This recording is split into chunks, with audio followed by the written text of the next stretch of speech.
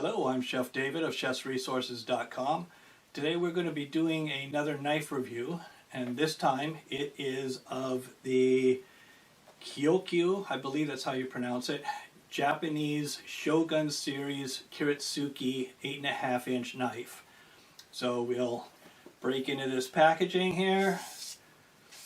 It's got kind of a typical box these days for kind of a high-end knife.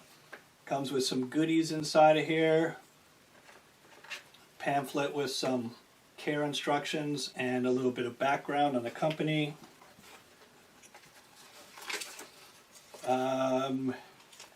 More about their knives here. And it does say on here that they've got support and that kind of stuff. So they've got that info on there. I love that it comes with a knife guard for your knife to help protect the edge, especially on Japanese style knives that tend to have that real thin edge. Opening it up,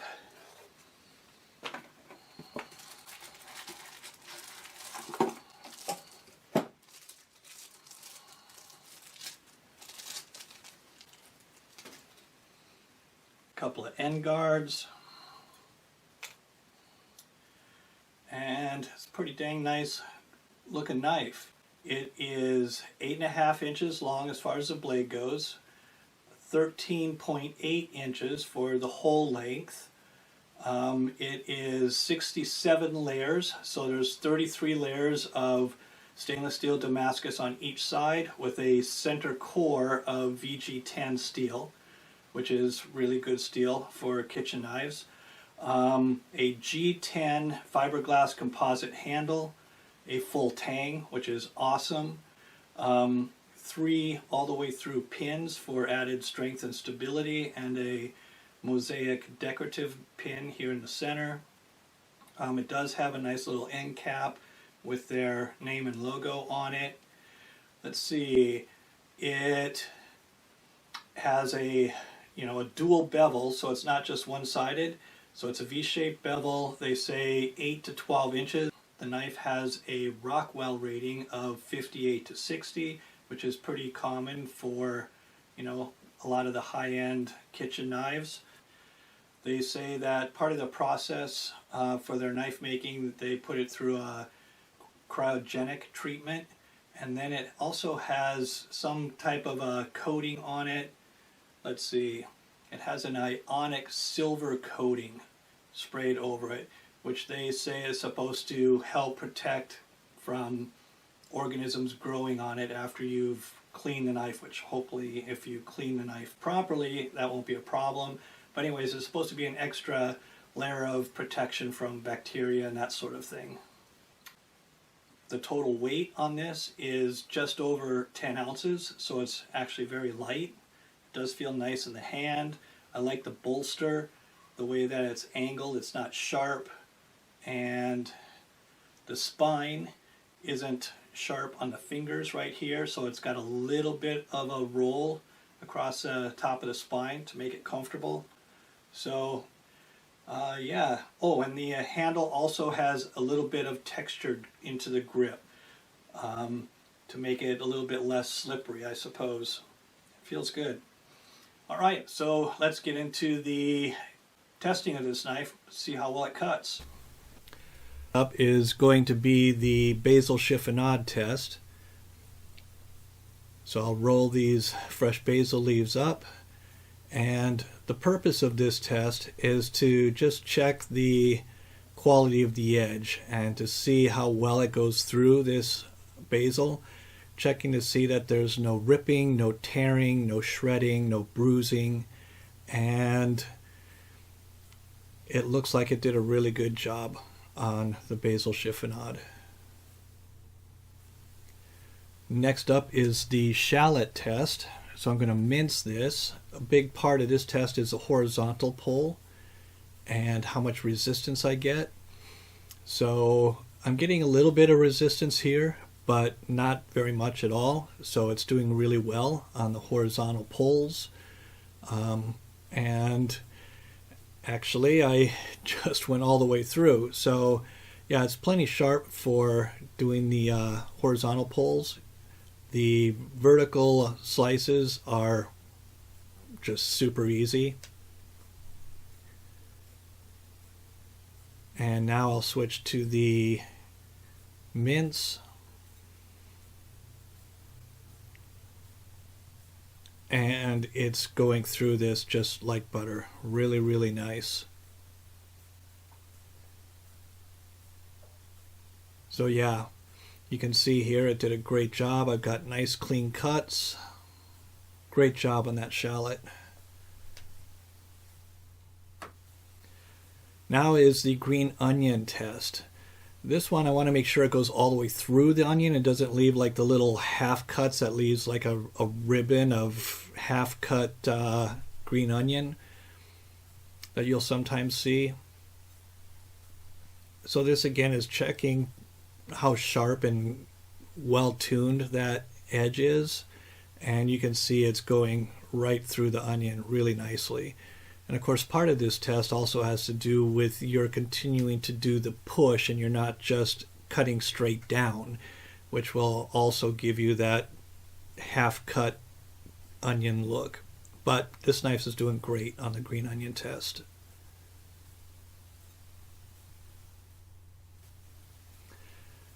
Next up is the onion test. Now to me, this is the very most important test of all. I've had plenty of sharp knives that I've reviewed, and the onion test to me really tells how good a knife is, especially when we get to the horizontal pull tests, which I'll talk about here in a moment. All right, have this cleaned up. The horizontal pull knife on the onion especially tells me how well the edge is designed. You know, it's not necessarily about sharpness. There's been plenty of sharp knives that fail this test, and this knife's doing pretty good. I definitely get some resistance, but it's a normal amount of resistance. I don't feel like the knife is unsafe.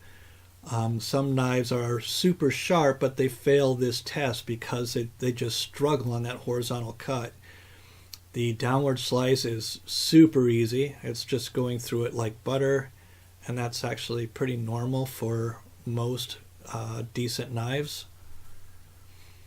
And now switching over to the mince or the dice, and it's going through this really nicely as well. You can see nice clean cuts. So yeah, did a great job on the onion test. Okay, the carrot pull test. So this test is to see how well it pulls through something dense like a carrot. Now usually when you're cutting a carrot like this, you're going to do a rolling action on the blade like this. But for this test, I'm going to pull it through just to see how much resistance the carrot gives and whether or not it gets hung up. So the first slice was great. Second pull, really good. It didn't cut all the way through, but that doesn't matter so much. The main objective is to see that it pulls through and doesn't get stuck and hung up. So pretty dang good job here on the carrot.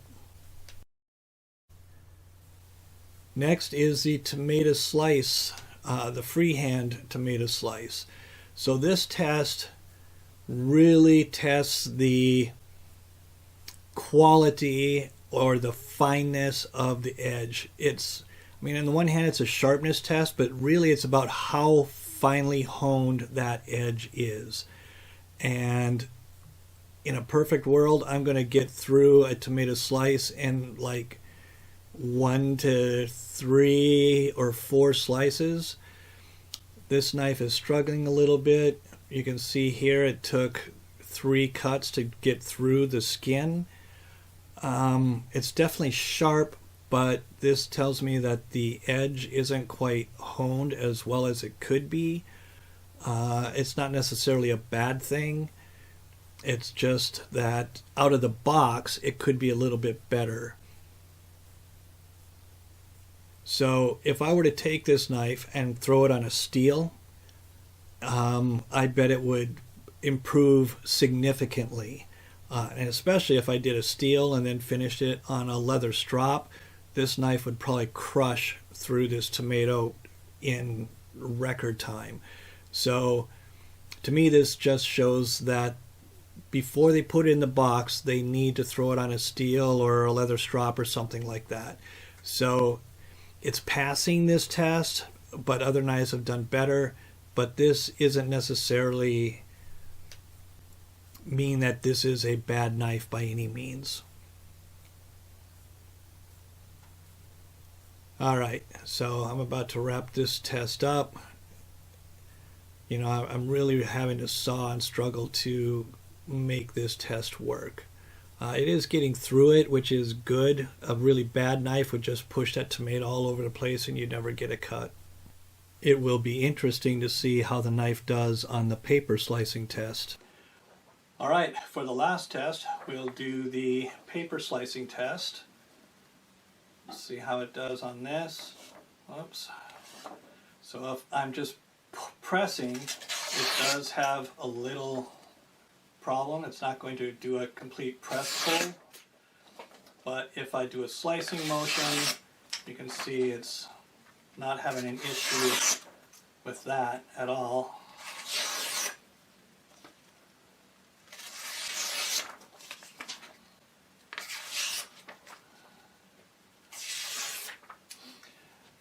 All right, so there you have it. The Kyoku 8.5-inch Kiritsuke. It retails on their website for about $99.99, I believe. It might be available for cheaper if you search for it on Amazon. I'm not really sure if they've got it on Amazon. This is the Shogun Series 67-layer Damascus. It performed really well. The tomato test, you know, that's a sharpness test. The paper is a sharpness test. It did pretty good on, well, it did really good on the paper test. On the tomato test, it could do a little bit better. Like I say, if I were to throw this on a steel to fine-tune the edge, I bet it would do a lot better. But again, when are you going to actually do tomato slicing that way? Probably like never. So if you're to use the knife normally for normal slicing, dicing, mincing, all that kind of thing, it worked great on the shallot and the onion. So I like the knife. It does feel comfortable. It is pretty. It is functional. $100. You know, if I'm looking for a good above average knife, yeah, I'd pay that for it. There might be some other knives out there in that same category that I would want to test against it for that price range, but it's worth $100. So that's a wrap on this Kyoku Kiritsuke.